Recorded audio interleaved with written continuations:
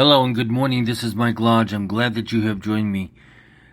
Gosh, it's a nice, cool morning here in Southern California in Los Angeles. It's a beautiful day. It's cloudy, so we went from June gloom, which laid over into July. But that's what happens. We get these June gloom. The clouds burn off about 10, 11 a.m. in the morning, and then we become hot, and it becomes a hot day.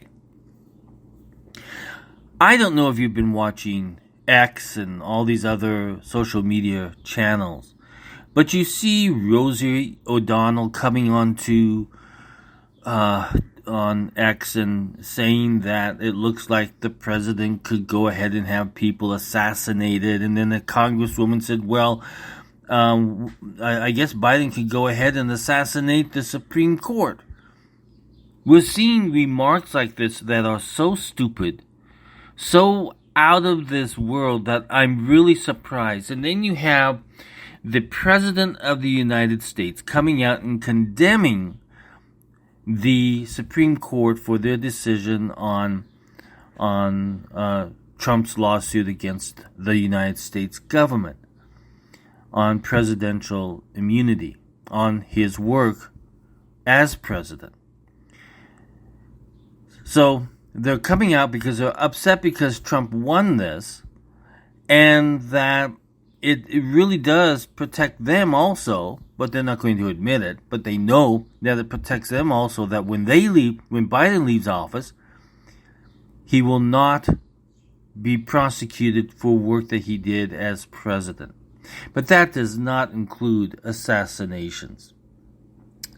Way back when Gerald Ford was president, he did an executive order which was called 11904, which included that no employee of the United States shall engage in or conspire to engage in political assassination. The current version of that ban is Executive Order 12333, which states, no person employed by or acting on behalf of the United States government shall engage in or conspire to engage in assassination. So you have to realize that President Biden has assassination under his authority because he still has that Executive Order 1233 in standing in good working order. Now he can go along and reverse that executive order, and then he would be powerful to do that. But that executive order is a professional, ethical executive order that has remained in existence since the Carter and Regan reaffirmed the ban with Executive Order 12333. And every president after that has been adhering to that ban. Now, I don't know what Biden did. I don't know if he reversed it or not. But I'm assuming that it's still in good working order. So for these people to come out and say that the president can do this ban, well, perform an assassination on the political rival or on the Supreme Court, are absolutely idiots, because professionally, we have Executive Order 12333 still in existence, and it's still on the books, unless Biden did away with it. And he has done some really stupid things. He has done away with a lot of executive orders that did a lot of good down at the border and on oil manufacturing and everything else. He's done a lot of dumb things. Now, he may not have known that he was reversing those orders because of his dementia. But for all of these politicians out there who are condemning the Supreme Court, protecting the work of the president while he was the president, now there's some obvious issues that are not work-related items that he can still be prosecuted for. But as long as it has to do with the executive management of the presidency, they cannot be prosecuted. Otherwise, if it was not in place, what the Supreme Court did yesterday was say that presidents don't have to worry of being prosecuted for things they did while they were president. And that is a good thing, because then that would hold back presidents from making any type of decisions that would protect the United States at any given time. So I'm really getting tired of, especially last night when the president came out and slammed the Supreme Court, who protected him. But he slammed the Supreme Court because it was a political issue that had the name Trump alongside it.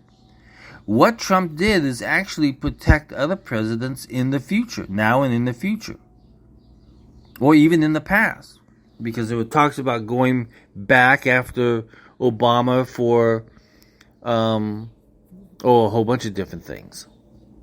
Then there was talk about going after Biden for what happened in Afghanistan and what happened down at the border and everything.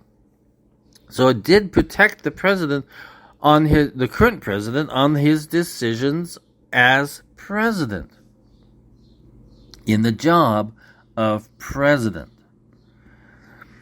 So I am mystified as to why Democrats want to belittle the Supreme Court, who acted correctly and gave the president and all presidents forward this immunity on the work they do as president. Now we have to ask at the moment, because we have a president who has dementia and does not have the thinking faculties at the moment to really make clear and decisive decisions, or even ethical decisions. So we have to ask the question, who actually is running the country at the moment? Who is making the decisions? Because it's not Biden. Yesterday he got up and gave a 4-minute statement that was written for him, and then he walked away. We do not know if he can lead any further. Gut down inside of us, we know that he can't. We all have seen it. And for the press and for the Democrats to act so surprised that we have a president who cannot even answer questions or make a complete statement without destroying the whole meaning of the statement, we have a problem. How is he going to make decisions at 2 a.m? Because we were told that he only works between 9 and 4 o'clock. That's when his best hours are. If a call comes in that says, hey, we're being attacked at 4 a.m., what is he going to do? How much medicine has to be pumped inside of him to be able to have him to get up and make any kind of a statement or decision? In fact, who's making that decision?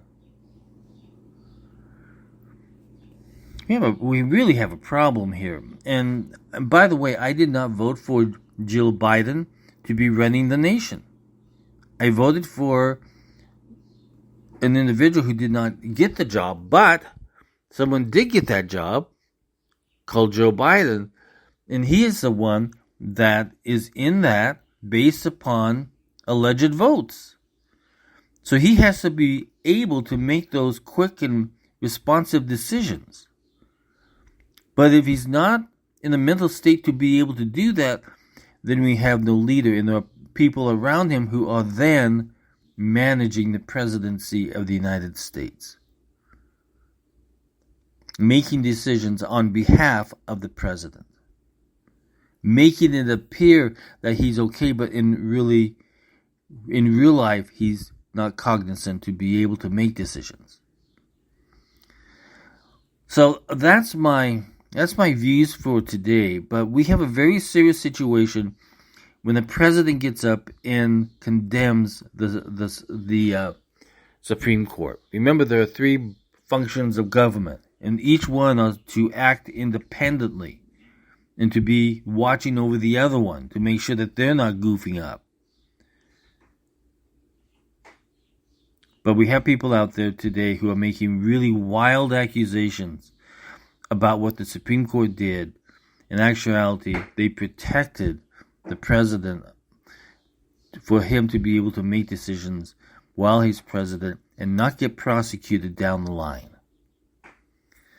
So Rosie O'Donnell, please just sit down. Don't say anything more, because you're just making it look worse for yourself.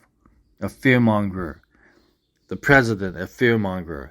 The White House, fearmongering. And that seems to be how they're managing America at the moment, is to make you feel fearful. Well, don't feel fearful. Fight back. Say what you mean. Have a good argument. Make a statement that makes sense, common sense. You don't have to remain quiet. If you feel badly about what's happening with the president, speak out. If you feel that it's elder abuse, speak out. If you feel that it's a constitutionality issue, speak out.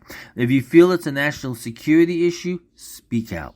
Because when you don't have a president, all the nations are out there watching, listening, looking. And they're studying to see exactly how can we get back at the United States. Because there's no one in charge at the moment.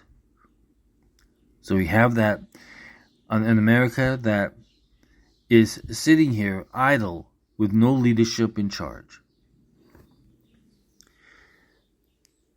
And you don't ever hear anything from Kamala Harris unless she's out defending what the president said. But she has no idea. She has no new thought process or leadership ability to lead this nation. So, if a president should die, it goes from the president to the vice president, becomes the president. And if that doesn't happen, if the vice president can't do it, then it becomes the Speaker of the House. That is the line of succession. And we need, as Americans, to look at the line of succession at the moment to see exactly how are we protected as a nation in a leadership role. That's a very important question. Everybody go out and have a great day. This is Mike Lodge. I'll talk with you soon. But don't be fearful. You have a vote coming up in November. Keep that vote targeted on what you want done with America. This is Mike Lodge. Bye-bye.